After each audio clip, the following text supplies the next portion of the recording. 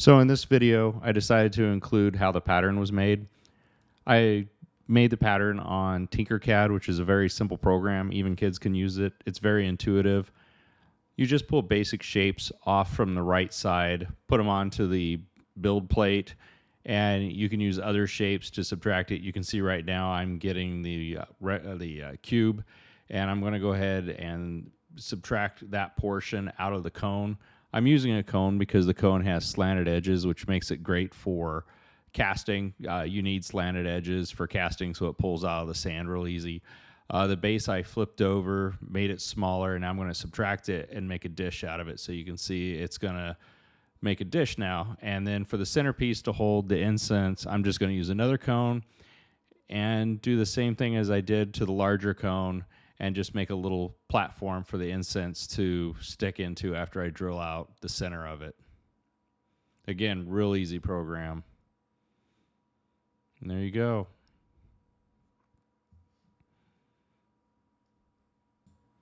So this is the part 3D printed. You can see there is a little problem with Tinkercad. It can only allow you to have 60 sides on your round part. So you can actually see that there's a little bit of flat sides to it. It's not perfectly round. Other than that, Tinkercad works pretty well. So that's the part we're going to go ahead and prepare to cast.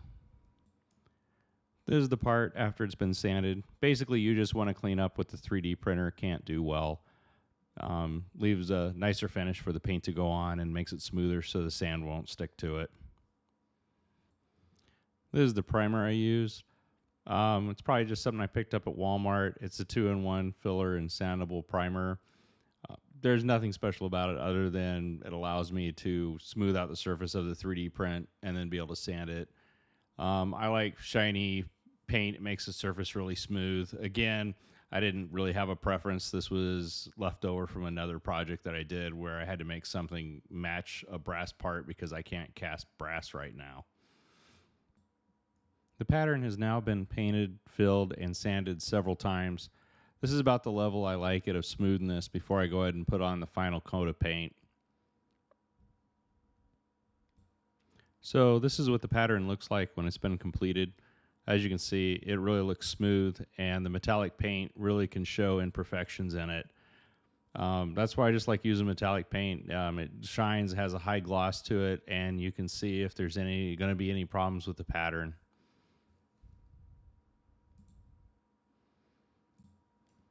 This is green sand I'll be using for the casting. You can see it's probably just a little damp. You can see it stick to the palm of my hand, but it does hold its shape very well. I'll put the description of the sand in the section below the video on the YouTube channel. Because the purpose of this video was to demonstrate how to create a pattern in Tinkercad and how to prepare that pattern for casting. The rest of this video I will show at an accelerated rate for the casting portion.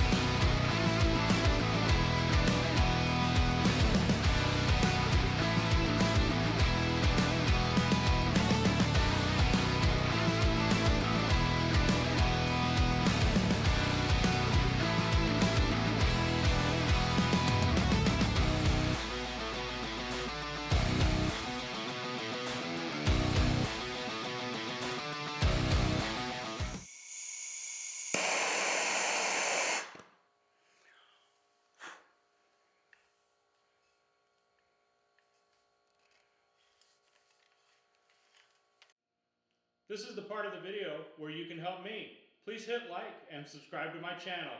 That way it helps me build my channel. Thanks a lot.